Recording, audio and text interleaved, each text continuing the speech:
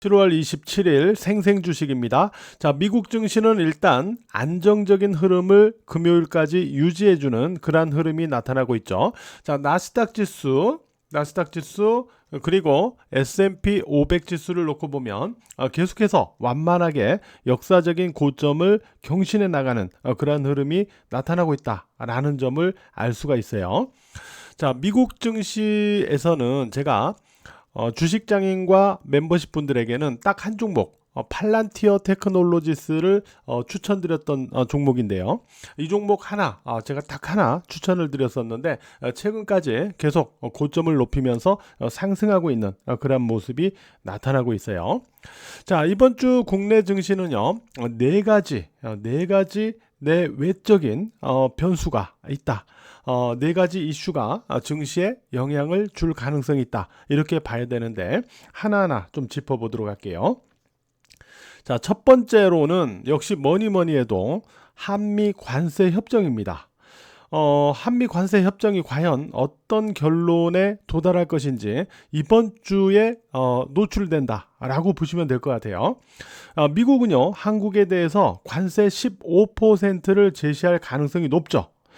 그리고 나서 한국이 무엇을 얼마나 주었을까? 이게 이제 중요한 겁니다.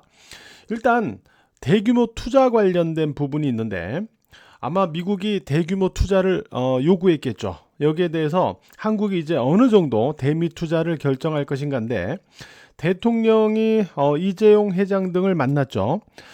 아마 대기업들의 이 대미 투자 가능 한도가 어느 정도일까? 아마 이런 부분들을 아마 물어봤을 가능성이 있어요. 이런 부분을 총합해 가지고 대미 투자 규모를 결정해서 제시했을 가능성이 있다. 이렇게 보고 있고요.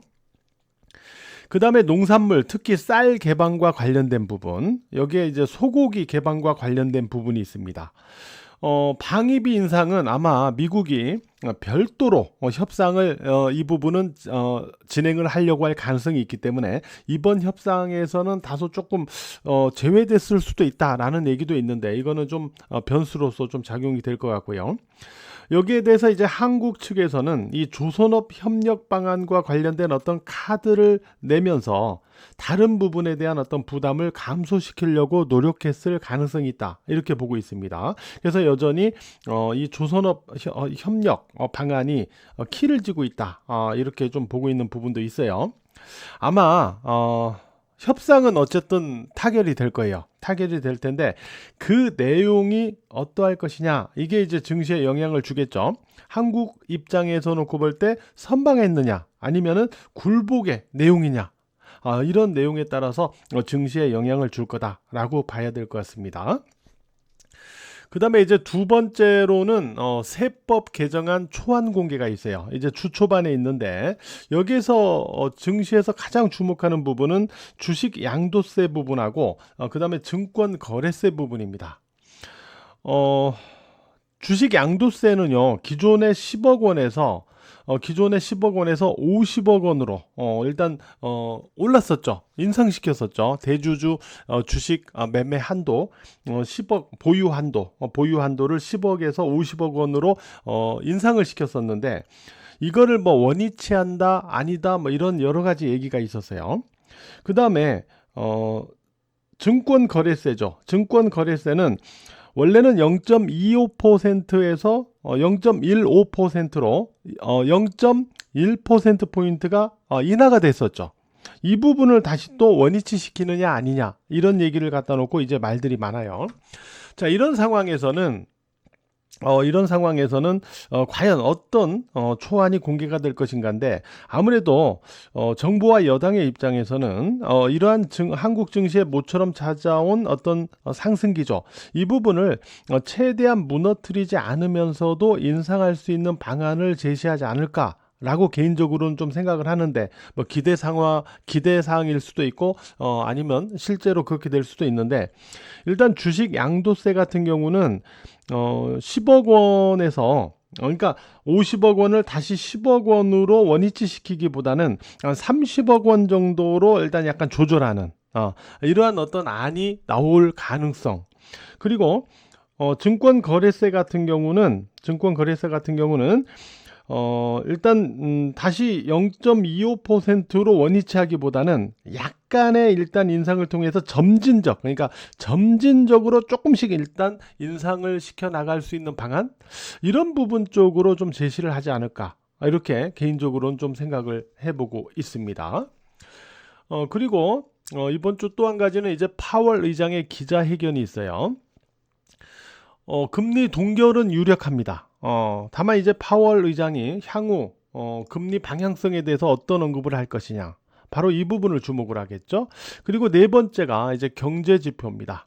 PC 개인 소비 지출인데 이게 7월 31일에 발표가 돼요.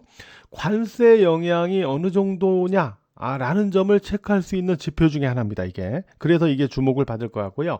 또 하나가 이제 고용보고서 8월 1일에 이제 공개가 됩니다. 이렇게 네 가지, 그러니까 하나가 한미 관세 협정, 그리고 세법 개정안 초안 공개, 여기에 파월 의장 기자회견과 경제지표, 이러한 네 가지가 이번 주 증시에 영향을 줄 수 있는 변수다라고 우리가 보면 될 것 같아요.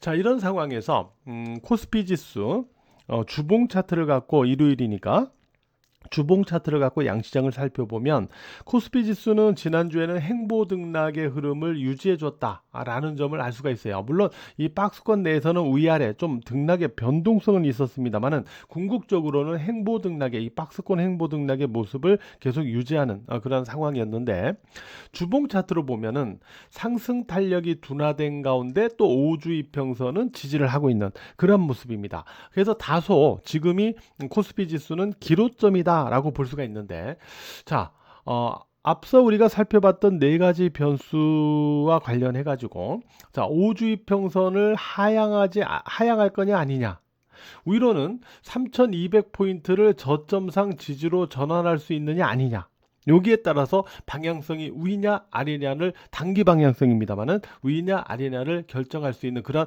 기로점에 와 있다, 어느 정도 와 있다, 이렇게 좀 볼 수가 있거든요. 그래서 앞서 살펴본 네 가지 변수에 따라서 오지평선을 하향하느냐 아니면 3200포인트를 저점상 지지로 해서 위로 올라가느냐를 결정할 수 있는 그러한 어떤 기로점이 점점 다가오고 있다 라고 볼 수가 있을 것 같아요. 물론 궁극적으로는 역사적 고점을 경신해 나갈 것이다 라는 관점에는 변함은 없습니다만은, 이 한미 무역 관세 협상과 그 다음에 이 세법 개정안 초안, 이 내용에 따라서 일단 단기적으로는 이 안에서 과연 5주선이냐 3200 돌파냐, 이 부분을 결정해 나갈 가능성이 높습니다. 물론 3200포인트도 돌파하지 못하고 돌파 안착하지 못하고 5주선도 하향하지 않는다라고 하면 계속 박스권 행보 등락의 성격이 될 거고요. 이 부분을 일단 체크해 나가야 됩니다. 그 다음에 코스닥 지수 같은 경우는 지난주에 이제 눌렸어요. 지수가 눌렸죠. 다만 지수가 눌렸어도 지금은 20일 이평선은 지지선의 역할을 할 가능성이 높은 포인트다라고 보고 있고, 이걸 주봉으로 놓고 볼 때는 5주 이평선을 일단 지지할 가능성이 높다라고 일단 보고 있습니다. 자, 5주 이평선을 지지하더라도 위쪽으로 820포인트를 다시 돌파 안착해야만 850포인트 전후, 요 장기 이평선이 있는 850포인트 전후로 갈 수 있는 기반이 만들어질 수가 있어요. 그러지 않으면 이 안에서 반등을 하더라도 좀 왔다 갔다 할 수가 있거든요. 그래서 5주 이평선을 지지하더라도 820포인트를 일단 돌파 안착하는 게 위로는 중요하다라는 점도 같이 염두에서 체크해 나가자, 이렇게 말씀을 드리도록 하겠습니다. 구독과 좋아요 그리고 멤버십 가입 감사드리고요. 이번 주 매매도 파이팅 하도록 하겠습니다.